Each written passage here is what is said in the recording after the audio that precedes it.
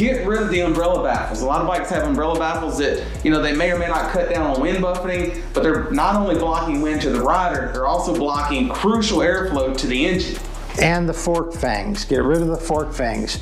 Between the fork fangs and the umbrella baffle, that adds 20 to 25 degrees to engine temperature and oil temperature at 70 degrees ambient or more. We've done tons of tests on this. In the Harley manual, where it shows what the normal operating temperature is, we put it on the screen right here. Normal operating temperature for oil is 230 degrees. Not 240, not 250, not 300.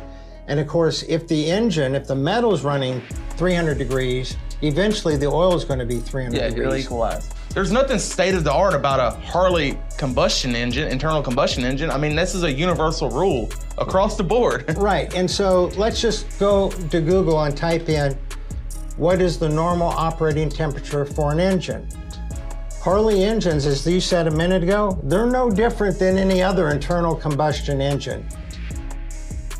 They're only supposed to, they have the same kind of metal in them. They're only supposed to run so hot. Hotter than that, and damage starts occurring. Now, a huge number of people with touring bikes, Softails, even Dynas that have heat shields wrap the pipe below the heat shields. So they take their heat shields off, they wrap the pipe, put the heat shields back on. In many cases, you can't even see the heat wrap below the shields. In other cases, if you look closely, you can see a little bit of the exhaust wrap below the heat shields. So it's not just a looks thing, it's not just a high performance thing, it's not just something to do on a bike like this, but touring bikes, baggers, trikes, Dynas, Softails, where people want to reduce the amount of heat that they're feeling, even though they have a chrome or black setup with heat shields, put this below the heat shields, then put the heat shields back on, and there's a huge drop in temperature that is radiating out toward the rider and the passenger. So the bottom line is that M8s do not run too lean from the factory, whether you keep it the factory air cleaner and factory exhaust. They also don't run too lean if you add a free-flowing air cleaner and or a free-flowing exhaust. So why does diesel pop occur, Dwayne?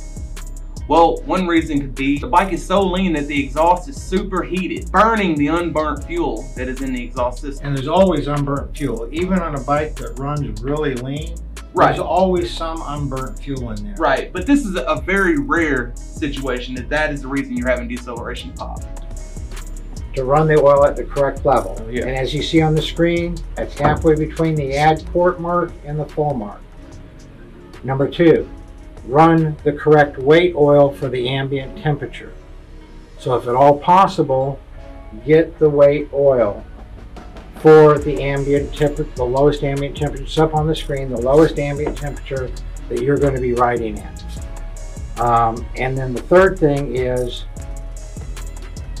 don't let the oil get too hot. Right here in the manual you see Harley says that the operating temperature, not the max, not the minimum, the operating temperature, the correct operating temperature of the engine is 230 degrees.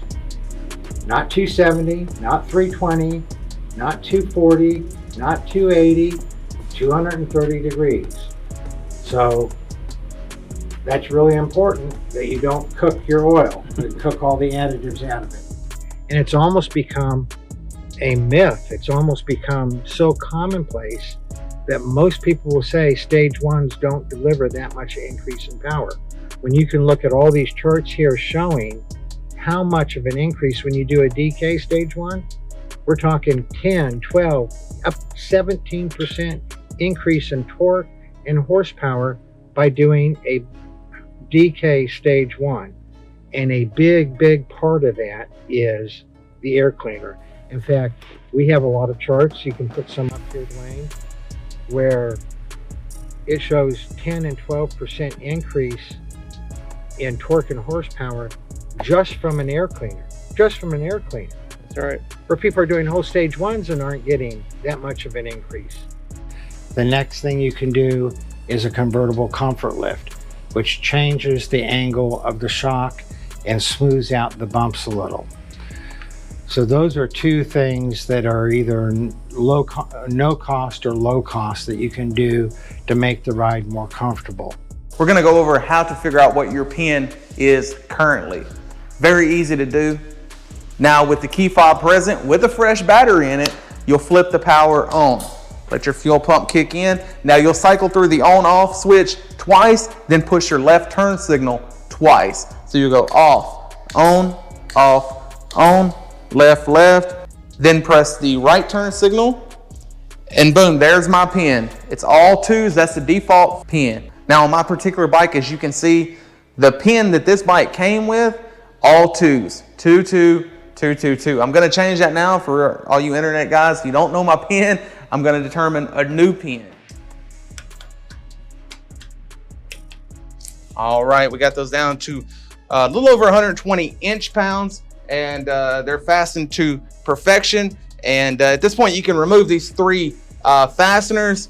Now, to finalize the installation of the transformer, you would install your hose and catch can or filter. Again, we're going to install the catch can. Keep in mind, you can route this system wherever you choose. You can route it down by the cam chest, you can route it up and down behind the rear engine cylinder, you can go up and over to the left side of the bike behind the horn cover, under the bike. It doesn't matter, you know, you just want to have this catch can mounted vertically. And this applies to the catch can or filter. Our kits include 6 foot of hose, so you can route it wherever you choose, all the way to the swing arm if you like. You know, it's not going to make a difference where you route it to. And in some cases, people have even routed to an open-ended hose under the bike. Just try different aesthetics to see what you prefer. The options are almost endless when it comes to routing this hose.